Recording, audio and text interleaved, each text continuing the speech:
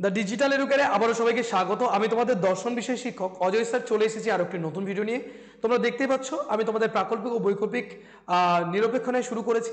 সেখানে দুটো ভিডিও পরপর চলে গেছে, আজকে তৃতীয় নম্বর ভিডিও।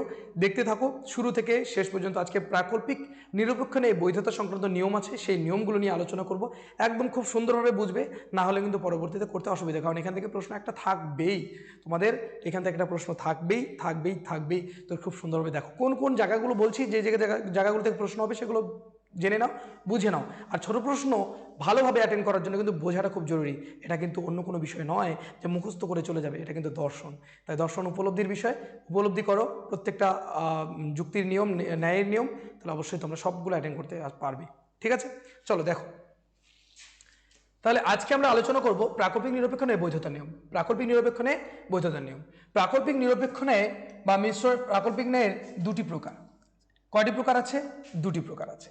গঠনমূলক বা স্বীকৃতিমূলক প্রাকল্পিক নিরপেক্ষ ন্যায়, আর হচ্ছে ধ্বংসমূলক বা অস্বীকৃতিমূলক প্রাকল্পিক নিরপেক্ষ ন্যায়। এই যে প্রাকল্পিক নিরপেক্ষ ন্যায় বা মিশ্র প্রাকল্পিক ন্যায়কে দুটি ভাগে ভাগ করা যায়। একটা হচ্ছে গঠনমূলক বা স্বীকৃতিমূলক, আর এটা হচ্ছে ধ্বংসমূলক বা অস্বীকৃতিমূলক প্রাকল্পিক নিরপেক্ষ ন্যায়। এই কারণে প্রাকল্পিক নিরপেক্ষ ন্যায়ের বৈধতার নিয়ম হলো দুটি। তোমাদের প্রশ্ন আসতে পারে যে প্রাকল্পিক নিরপেক্ষ ন্যায়ের বৈধতার নিয়ম কয়টি? দুটি। যে কোনো প্রাকল্পিক ন্যায়কে বৈধ হতে গেলে এই দুটি নিয়মের যে কোনো একটিকে অবশ্যই পালন করতে হবে। যে প্রাকল্পিক ন্যায়গুলো, যে বাক্যগুলো দেওয়া থাকবে, আমরা যেমন এর আগের অধ্যায়গুলোতে দেখেছি বাক্য দেওয়া থাকে, সেখান থেকে আমরা আকারে করি, আকার থেকে বৈধতা অবৈধ বিচার করি। ঠিক তাই এখানেও তোমাদের কিন্তু কি করতে হবে, এই যে দুটো নিয়ম কিন্তু মানতেই হবে একটা প্রাকল্পিক ন্যায়কে বৈধ হতে গেলে। যদি এই প্রাকল্পিক ন্যায়গুলো এই দুটো নিয়মের মধ্যে কোনোটি না মানে, তাহলে বৈধ হতে পারবে না, অবৈধ হবে। অন্যথায় যুক্তিটি কি হবে? অবৈধ হবে। বৈধতার নিয়ম দুটি হলো কি কি? বৈধতার নিয়মগুলো কি কি? একটা হচ্ছে গঠনমূলক নিয়ম, আর একটা হচ্ছে ধ্বংসমূলক নিয়ম। তাহলে আমরা জানলাম প্রাকল্পিক নিরপেক্ষ ন্যায়ের ক্ষেত্রে দুটি নিয়ম রয়েছে। প্রাকল্পিক নিরপেক্ষ ন্যায়কে দুটি ভাগে ভাগ করা যায়, একটা গঠনমূলক বা স্বীকৃতিমূলক, একটা হচ্ছে ধ্বংসমূলক বা অস্বীকৃতিমূলক। এইবারে এই দুটো নিয়মের মধ্যে যদি কোনোটি না মানে, তাহলে প্রাকল্পিক নিরপেক্ষ ন্যায়কে অবশ্যই অবৈধ বলা হবে, আর যদি মানে তাহলে বৈধ বলা হবে। কি করে নিয়মগুলোকে জানি দেখো, আমরা নিয়মগুলো জানবো। তাহলে প্রথমে হচ্ছে গঠনমূলক নিয়ম। কোন নিয়ম? গঠনমূলক নিয়ম। ভালো করে মাথায় ঢুকিয়ে নেবে, নিয়মটাকে খুব সুন্দরভাবে বুঝিয়ে দেবো। বলছে প্রধান আশ্রবাক্যের প্রাকল্পিক বচনে পূর্বগকে অপ্রধান আশ্রবাক্যে স্বীকার করে সিদ্ধান্তে অনুগকে স্বীকার করতে হয়। দেখো এখানে দুইবার স্বীকার বলা আছে, এজন্য এটা স্বীকৃতিমূলক নিয়ম। ভালো করে বুঝবে, প্রধান আশ্রবাক্যের প্রাকল্পিক বচনের পূর্বগকে, আমরা জানি প্রধান আশ্রবাক্যে কি থাকে? প্রাকল্পিক বচন থাকে। প্রাকল্পিক বচনের দুটো অংশ, পূর্বগ, অনুগ। সেই পূর্বগকে, সেখানকার পূর্বগকে অপ্রধান আশ্রবাক্যে কি করে নিতে হবে? স্বীকার করে নিতে হবে, এবং সিদ্ধান্তে অনুগকে স্বীকার করে নিতে হবে। তাকেই, এইটাই হচ্ছে নিয়ম। এবার এই নিয়ম যদি অনুসরণ করে তবে একটা মূর্তি পাওয়া যায়। কি পাওয়া যায়? মূর্তি। সেই মূর্তিটাকে প্রাকল্পিক বচন, প্রাকল্পিক অন্বয়ী বা মোডাস পোনেন্স বলা হয়। কি বলা হয়? মোডাস। আর সংক্ষেপে যার নাম হচ্ছে এমপি। যদি কোনো প্রাকল্পিক ন্যায় এই নিয়মটাকে মানে, তাহলে যে বৈধ মূর্তিটি পাওয়া যায় সেই বৈধ মূর্তিটির নাম হচ্ছে এমপি। কি নাম? MP, modus ponens. ঠিক আছে, বলছে কাজে গঠনমূলক বা স্বীকৃতিমূলক প্রাকল্পিক নিরপেক্ষ ন্যায়ের বৈধ মূর্তির নাম হচ্ছে কি? এমপি বা মোডাস পোনেন্স। এই যে পোনেন্স হচ্ছে ল্যাটিন শব্দ, যার অর্থ হচ্ছে স্বীকার করা। তাহলে পোনেন্স শব্দটার অর্থ কি বলতো? স্বীকার করা। কি করা? স্বীকার করা। কাজে মোডাস পোনেন্স এর অর্থ ভাবাত্মক বা স্বীকৃতিমূলক রূপ। তাহলে স্বীকৃতিমূলক রূপ হচ্ছে মোডাস পোনেন্স।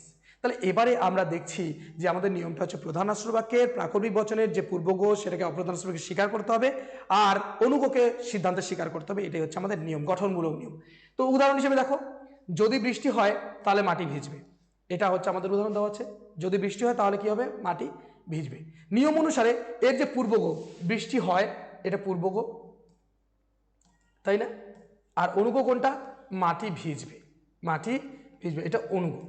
তো এই যে প্রাকল্পিক বচনের পূর্বককে প্রথমে কি করতে? অপ্রধান আশ্রবক যে রয়েছে, এই যে অপ্রধান আশ্রবক, এখানে কিন্তু কি করে নিতে হবে? স্বীকার করে নিতে হবে। দেখো এমন হয় যে বৃষ্টি হয়েছে, স্বীকার করে নেওয়া হয়েছে। আর এমন হয় যে কেন ব্যবহার করা হয় তোমরা জানো। এখানে বৃষ্টি হয় আর হয়েছে, দুটোর মধ্যে অনেক তফাৎ আছে, যাতে একই অর্থে বোঝায়, সেই জন্য এখানে এমন হয় যে কথাটা ব্যবহার করতে হবে। না করলেও তোমাদের কোনো অসুবিধা নেই, আমি বলেছি তো করে দিবে, কোনো অসুবিধা নেই। তারপরে সিদ্ধান্তে কিন্তু কি করতে হবে? অনুগকে কিন্তু স্বীকার করতে হবে। দেখো এটাই নিয়ম।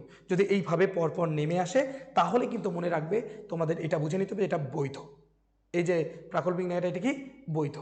আকারটা যদি করি তাহলে কি হবে, যদি পি তাহলে তাহলে কি হবে বলো তো, কিউ। যদি পি তাহলে কিউ। বলেছে এমন হয় যে এমন হয় যে এমন হয় যে কি পি, প্রথমে পূর্বককে স্বীকার করতে হবে, সুতরাং এমন হয় যে কি হবে বলো তো, উল্টো দিক থেকে লিখছি তাই একটু স্লো হচ্ছে, কিউ। এটাই কিন্তু আকারটা দাঁড়াবে। বুঝতে পারলে কথাটা? প্রথমে এই যে প্রাকৃতিক বচনের পূর্বককে অপ্রধানাশ্র বাক্যে স্বীকার করতে হবে, আর অনুককে কিন্তু সিদ্ধান্তে স্বীকার করতে হবে। এটাই কিন্তু নিয়মটা বুঝতে পারলে? একদম সহজ। এবারে উপরের দৃষ্টান্তে প্রধান আশ্রবাক্যের পূর্বককে অপ্রধান আশ্রবাক্যে স্বীকার করে সিদ্ধান্তে অনুককে স্বীকার করা হয়েছে, ঠিক তাই কাজেই যুক্তির আকার ও যুক্তি দুইটাই কিন্তু বৈধ। এক্ষেত্রে যুক্তির আকার ও যুক্তিগুলি এমপি বা মোডাস প্রোনেন্সে আছে বলা যায়। এই যে এটা হচ্ছে মোডাস পোনেন্সের আকার। তোমাদের এখান থেকে প্রশ্ন কি ধরনের আসতে পারে, যে তোমাদের বৈধ মূর্তিটা কি, নিয়মটা কি, এটা তোমাদের আসছে। গঠনমূলক নিয়মটা কি, গঠনমূলক নিয়মের একটি দৃষ্টান্ত দাও, গঠনমূলক নিয়মটির আকার লেখো, তারপরে বলবে যে এমপির আকার লেখো, এমপির বৈধ আকার লেখো, একটা অবৈধ দৃষ্টান্ত দাও। এইভাবে কিন্তু তোমাদের কিন্তু প্রশ্ন আসবে। বোঝা গেল কথাটা? তো অবৈধর পরে পড়বো আমরা, বৈধটা তোমরা সুন্দরভাবে জেনে নিলে মনে থাকবে। ক্লিয়ার? একদম আশা করি তোমাদের ক্লিয়ার হয়েছে। এইভাবে কিন্তু এই প্রশ্নগুলো তোমাদের কিন্তু আসবে। এরপরে পরীক্ষার তোমাদের আগে আমি অবশ্যই পিওয়াইকিউ করিয়ে দেবো, তখন তোমরা বুঝতে পারবে যে এখান থেকে কী ধরনের প্রশ্ন আসে। তারপরে তোমরা আরও বুঝতে পারবে যে মোস্ট ইম্পর্টেন্ট এমসিকিউ, সেগুলো কিন্তু তোমাদের আলোচনা করবো ফাইনাল পরীক্ষার আগে, এখন নয়। নেক্সট দেখো, গঠনমূলক প্রাকল্পনের বৈধতার নিয়মের কিছু দৃষ্টান্ত দেখো, এক্সট্রা কিছু দৃষ্টান্ত, যেগুলো আকার। যদি বৃষ্টি হয় তাহলে মাটি ভিজবে না, যদি বৃষ্টি হয় তাহলে মাটি ভিজবে না। যদি এটা হয় তাহলে কি করব, আমি কি করব দেখো, যদি বৃষ্টি হয় তাহলে মাটি ভিজবে না, তাহলে এটার আকারটা কি দাঁড়াবে, কি আকার দাঁড়াবে বলো, কি দাঁড়াবে, যে যদি পি, কারণ এখানে বৃষ্টি হয় এটা হচ্ছে আমাদের পি, আর মাটি ভিজবে না এটা হচ্ছে আমাদের কিউ। আর বারবার বলা ছিল যে যদি আমাদের প্রধান আশ্রয় বাক্যে প্রাকল্পিক বচন যদি না থাকে সেখানে কিন্তু কোনো নর্থক চিহ্ন হয় না, তাহলে কিউ। এবারে এমন হয় যে বৃষ্টি হয়েছে, তাহলে কি হবে, এমন হয় যে বৃষ্টি হয়েছে, তার মানে প্রথমে পূর্বককে স্বীকার করা হয়েছে পি, তাই না? সুতরাং কি হবে, এমন নয় যে মাটি ভিজবে, কারণ এখানে না রয়েছে, এমন নয় যে মাটি ভিজবে, তাহলে এমন নয় যে কিউ, আর এখানে এমন হয় যে, পারবে? একদমই সহজ এই আকার। তারপর বলছে যদি বৃষ্টি না হয় তাহলে মাটি ভিজবে, যদি এমন কি বলছে, যদি বৃষ্টি না হয় তাহলে মাটি ভিজবে। কিছুক্ষণ আগে এরকম একটা এক্সাম্পল করলাম, এটাও সেম হবে, যদি পি তাহলে কিউ। এখানে কি হয়েছে দেখো, এই যে না রয়েছে, এমন নয় যে বৃষ্টি হয়েছে, বৃষ্টি হয়নি, তাহলে কি হবে, এমন নয় যে কি হবে বলো তো, এমন নয় যে পি, সুতরাং মাটি ভিজবে, এমন হয় যে কিউ। খুব সুন্দরভাবে এই আকারগুলো তোমরা এখন করতে পারবে নিজে, এটা নিজে করে হোমওয়ার্কের মধ্যে আমাকে দেখিয়ে দেবে, ঠিক আছে? এটাকে হোমওয়ার্ক করে কিন্তু দেখিয়ে দেবে সুন্দরভাবে। বোঝা গেল কথাটা? একদম সহজভাবে। এই গেল কিন্তু তোমাদের প্রাকল্পিক গঠনমূলক প্রাকল্পিক নিয়মের, ঠিক আছে? নেক্সট এবার হচ্ছে ধ্বংসমূলক নিয়ম।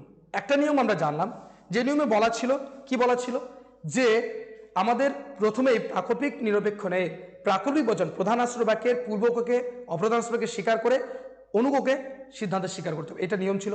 তার মূর্তি জানলাম, সমস্ত কিছু জেনেছি। ধ্বংসমূলকের ক্ষেত্রে দেখো, ধ্বংসমূলকের ক্ষেত্রে যদি আমরা দেখি, নিয়মটা এরকম, প্রধান আশ্রয় বাক্যের প্রাকল্পিক বচনের একই কথা, অনুগকে, ওখানে পূর্বকের কথা আগে ছিল, এখানে অনুগকে অপ্রধান আশ্রয় বাক্যে অস্বীকার করতে, ওখানে স্বীকারের কথা ছিল, এখানে অস্বীকার করে সিদ্ধান্তে পূর্বককে অস্বীকার করতে হয়। তাহলে একদমই উল্টো, ওখানে পূর্বককে স্বীকার করে সিদ্ধান্তে অনুককে স্বীকার করতে হয়, এখানে অনুককে আগে অস্বীকার করে তারপরে কি করতে হয়, পূর্বককে অস্বীকার করতে হয়। দেখো এখানে অস্বীকারের কথা বলা হয়েছে দুটোর ক্ষেত্রে, আর ওখানে স্বীকারের কথা, এই জন্য এটাকে অস্বীকৃতমূলক নিয়ম বলা হয় বা ধ্বংসমূলক বলা হয়, ওটাকে গঠনমূলক বলা হয়। তো এই নিয়ম অনুসরণ করে যে বৈধ মূর্তি পাওয়া যায় তাকে বলা হয় প্রাকল্পিক ব্যতিরিকী মোডাস টলেন্স বলা হয়, সংক্ষেপে এমটি। কি বলা হয়, টলেন্স। ওখানে মোডাস পনেন্স, এখানে মোডাস টলেন্স। তাহলে কাজেই ধ্বংসমূলক বা অস্বীকৃতিমূলক প্রাকল্পিক নিরপেক্ষণের বৈধ মূর্তির নাম হচ্ছে এমটি বা মোডাস টলেন্স। এখানে টোলেন্স শব্দটা ল্যাটিন শব্দ, যার কথা হচ্ছে টোলেন্স শব্দের অর্থ হচ্ছে অস্বীকার করা, এটাও মানে আসতে পারে। এই মোডাস টলেন্স এর অর্থ হলো অস্বীকৃতিমূলক বা নিষেধাত্মক রূপ। এটা কিন্তু নাবাচক, এটা হচ্ছে নাবাচক রূপ। কি করে নাবাচক রূপ দেখো, তাহলে উদাহরণ হিসেবে দেখি, যদি সে আসে তাহলে আমি যাব। যদি সে আসে এটা পূর্বগ, এটা হচ্ছে অনুগ। তার নিয়ম অনুসারে এই অনুগর কাজ আগে করতে হবে। কার কাজ আগে করতে হবে? অনুগর কাজ আগে করতে হবে। অনুগকে অপ্রধান আশ্রয়কে অস্বীকার করতে হবে, আর তারপরে পূর্বককে সিদ্ধান্তে কিন্তু কি করতে হবে? অস্বীকার করতে হবে। তাহলে দেখো, যদি সে আসে তাহলে আমি যাব, তাহলে আমার কি করতে হবে?